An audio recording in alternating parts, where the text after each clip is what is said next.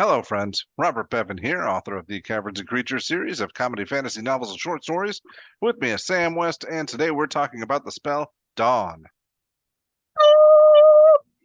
That's what I do every morning, Yeah, yes. that's how I wake up. It's like a scream. I can't help it. It's involuntary. It's just you wake up in the morning and it's just yeah.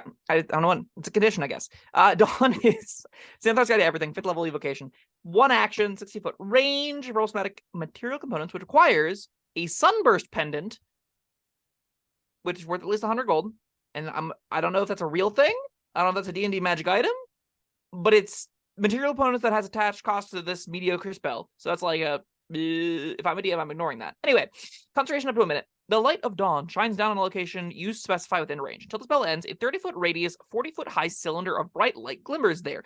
The light is sunlight, which I have questions about, but we'll cover that later. When the cylinder appears, each creature in that makes a con saving throw, taking 40% radiant damage on a failed save, or half as much on a success. Creature also makes the saving throw whenever it ends its turn in the cylinder. If you're within 60 feet of the cylinder, you can move it as a bonus action 60 feet.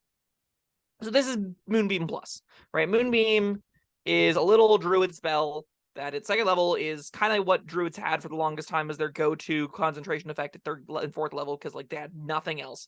And this was same kind of deal. You make a big pillar and it does 2d10 radiant damage, which upcasts for a d10, which means if you cast Moonbeam, it has a smaller area but does an extra d10 damage with this spell, which is my first check mark against it, is that a lower spell can upcast to do more damage than this, which is dumb, and has the same kind of like moving things and, you know, all that other fun stuff. So that's not ideal, but the spell's fine. I don't know, I kind of like it. Were you saying Moonbeam Upcast does more than this? Yeah, it's in different class though. Moonbeam's a druid spell, where this is a cleric and wizard spell. So This that's really something. feels druidy. Did it not make the Tasha's altered lists? To my knowledge, no. It's according to the wiki, which is a very legitimate source that is never wrong. It says cleric wizard. So Huh.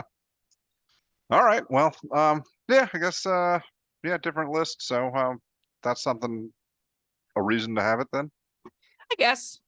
Bonus action 40-10 damage is fine. Concentration is a bummer to me. It's less of a bummer for clerics because their concentration, they don't get the summon stuff that I'm super high on, which is like the extra companions that double your character's efficiency in a lot of ways. Like they don't have that.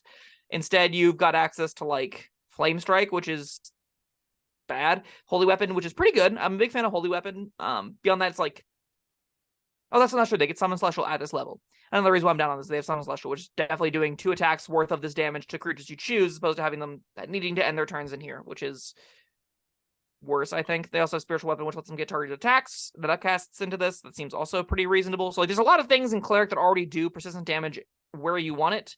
Dawn being a fairly wide radius area, though, like this hits just a ton of stuff, at least. Yeah, that's what I like about it. It's a huge area. Of course, you gotta get a bunch of your enemies in it and you not in it, or your friends. That's one part. And also, when the saves occur, if something moves out of it and you move it onto them and they move out of it again and you move it onto them, they just don't take any damage. So if you want to put this on something that can't move for it to be valuable, which makes it a lot worse hitting like backline targets and Well, stuff. it depends on the value. If you really just want the creature to move, then it has a choice. Go Yeah. away from the spot you want it to go away from, or suffer a lot of damage. Yeah, 40-10 is a lot of damage. I'm not going to downplay, like, 40-10 is enough. It being Moonbeam damage again, I'm kind of like, but this hits way more things than Moonbeam does, so that's in its favor. So I get annoyed that this spell doesn't specify how bright the light is to what radius is. So like, oh yeah, that's true. Well, it does say this is sunlight.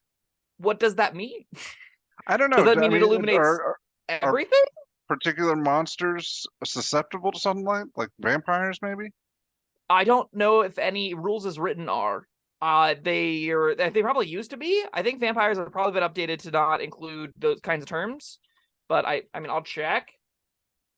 I don't quite get the point. The other thing that I'm really annoyed about is a spell that's a giant glowing beam of radiant light that is sunlight doesn't blind.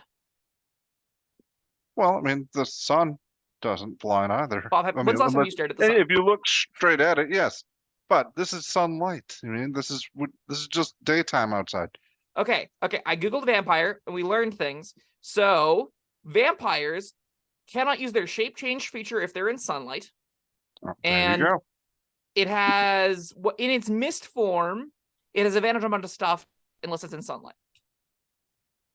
And it also can't All misuse right. able if it's sunlight. So yeah, if it's in sunlight, it is genuinely a giant detriment to specifically vampires. So okay, we got a silver bullet for vampires. Neat. I love that. They even have sunlight hypersensitivity. That's sweet. Yeah, I guess that's something. But like, That- does it take sunlight from somewhere else and put it here? Or does it like conjure a second sun? But there's only one sun, so it doesn't do that, right? Sunlight just being light read from a it. star? I read it as it has all the effects you would get from natural sunlight, and that being, I guess, specific to vampires. Yeah, sure. I wish the spell, like I normally wish with the upper level spells, just did a little bit more than have a niche silver bullet effect against vampires. Yeah. I would love I mean, for this to do. It doesn't specify the bright light and whatnot, but I'm sure if it's sunlight and it's there, I mean, you can see that. I would. So I think rules is intended. That's correct. I think rules is written. Like, because it doesn't have any ranges on it, it doesn't even specify bright light within the area. So, that's true. Bright light glimmer is there. So, hypothetically, the only light happens within the 30-foot radius, 40-foot high cylinder. I believe is how this works. So, anything outside of that is just stark darkness, right? You just get this pillar of light and nothing outside of that. If you're getting fried, you can see. Yeah, exactly. You can see perfectly fine the radiance burning you, which I like to think of as either nuclear like radiation poisoning or as, the burning hot fires of the sun. But that should be fire damage, so definitely more radiation here. I don't know. I'm kind of lukewarm on damage. I'm kind of lukewarm on big damage effects for higher level slots whenever like the known quantities of the lower level slots upcast for damage that's similar enough to this that this is, I think, a lot better on clerics than wizards, because wizards already have fireball on that, that whole spiel. Yeah. On clerics, I can see picking this up occasionally, especially with a light cleric. I really want this. If I'm one of the few backline big damage clerics, I think I really want this. Well, this is different from fireball in that fireball is instantaneous. You get all the juice out of it the first time. This one, you can move it around. You can follow it, your creatures, and if they're, and a 30-foot radius is 60 feet. It's huge. It's huge. You're absolutely right about that. They're going. Unless they're like really fast, they're going to have to dash to get out of it. So they have to be in the exact center, and the one in the exact center has to dash to get out of it. Right, yeah. Otherwise, they can get out of it perfectly fine. So most things can move out of this without it being really an issue. One thing can't, and that thing has to dash sometimes, unless it has 35 speed or higher, which is a lot of little... This usually works. And again, that's also saying, like, you're not positioning this in such a way that it hits the most things possible with like things on the edge and stuff, which is often what these kinds of spells like to do, especially when they have a gigantic area like this. Sometimes also it's just like, okay, I'll throw it in center on one of them, and then 3 others just happen to be it, and there's everyone on the battle map. This is often just going to say every enemy on the battle map takes 40-10 damage unless they move out of this, and they just keep moving around and try and keep it on top of them and stuff like that. I'm gonna center this between me and the enemies so that if they want to come at us, they're gonna have to run through this. I will say, like, a 5th level fireball is doing 35 damage on average. It's doing 22 damage on average. So they're doing a third less damage for the first hit. And the second hit does conceivably more than that, yes. You could also fireball twice. And then you're using actions for this one action. Spells, yeah. Yes, you're consuming more resources, but you're definitely doing more damage that way. So if raw damage is what you're looking for, I think a lot of time the blaster wizards aren't going to have a problem just burning slot after slot after slot to light things on fire. You've got, again, things like spiritual weapon, things like the summon spells that have the same concentration requirements as this, that make it a lot, they last longer, have more specific targeted use cases, and often are doing more damage to the quantity of creatures you're fighting. If you're fighting 2 or 3 creatures, this isn't that great compared to a lot of the other spells that are like summon celestials, summon shadow spawn and stuff, get multi-attack. You can distribute that up. They have to do other things. The spell just does damage and nukes vampires, I guess. So like, I'm never going to get super excited about this, but the floor is pretty high. And I think for that reason, like, it's, I don't know. I don't like it, but it's probably a 3. Like, it's 40-10 damage. You can move it around. It can keep things in it. It hits a pretty gigantic space. again, because the 5th level damage spell that does nothing else and so many lower level spells do a good enough approximation of this, I just go, on clerics, I probably take it on a couple character sheets. On wizards, I probably got better options. All right, one more thing before we wrap up. Okay. What do you have against the I mean, of all the material components, this is the one you get nitpicky about. It sounds like a magic item to me, right? Like a sunburst pendant. Is even something I'm supposed to go on a quest to get? Pendant. No, it's like a pendant in the shape of a sun. It's only worth 100 gold. It's not. That's true. It is relatively cheap. Yeah. The question is like the red dragon scale component, which is also relatively cheap. Is it rare? Is my first and most important question, right? I don't know if there's going to I don't think a player should ever have a difficulty getting access to this. Oh, no. If a DM makes it a hazard because they don't want a sunburn peasant, I think, oh, well, this is kind of a stupid gold cost, the component then. No, I don't know. It's flavor. Sure, I'm here for flavor. Flavor shouldn't be mitigating people from taking mediocre spells. Well, yeah, I don't think it will be in most cases. I think in most cases you're right. It's a very small nitpick on my part. If it is, that's down to the DM. Yeah, I agree. And again, I think like this is the kind of spell that most DMs aren't going to recognize that it has a gold material cost. It's never going to matter. So, all right. Well, you gave it a begrudging 3. I'm going to give it an enthusiastic 3. I don't think it's worth a 4, but I do like it a bit more than I think you do. I like the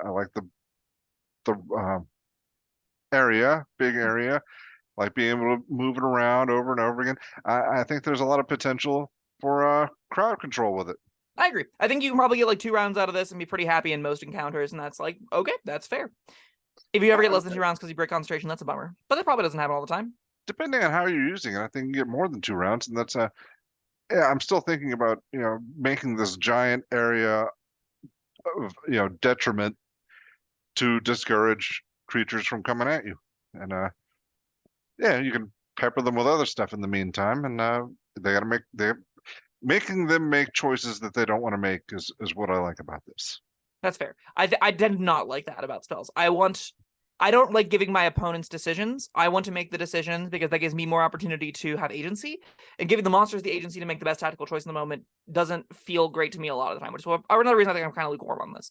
I think if you put down a giant radiant hellhole for monsters, they're going to try and kill whatever summoned the giant radiant hellhole, right? Like, they're going to be like, oh, that thing's burning us from the inside out. Look at the glowing sparkly pendant. Kill it before we all burn to death. And I think that's why the concentration gets a little bit worse here. But, like, it's still, again, 2 rounds I think is going to be relatively consistent out of this. Any more than that is gravy. And if you can get, like, again, 2+ saves on this, I think is where you want it to be at minimum for it to be great against 3 or more things. And that isn't that hard to get. And that's why it's like, it's fine. All right. Well, that was Dawn. Thank you, Sam, and thank you everyone for joining us. Let us know what you think down in the comments, and we will see you next time. Bye-bye. Thank you for watching. If you found this helpful, informative, or entertaining, I'd really appreciate it if you hit the like button below. You needn't smash it. A gentle tap will suffice. If you want to see more videos like this, subscribe to the channel. And make sure you check out the links in the description, where you'll find my Caverns and Creatures series of comedy fantasy novels, Sam's full review of the spell, and other fun things.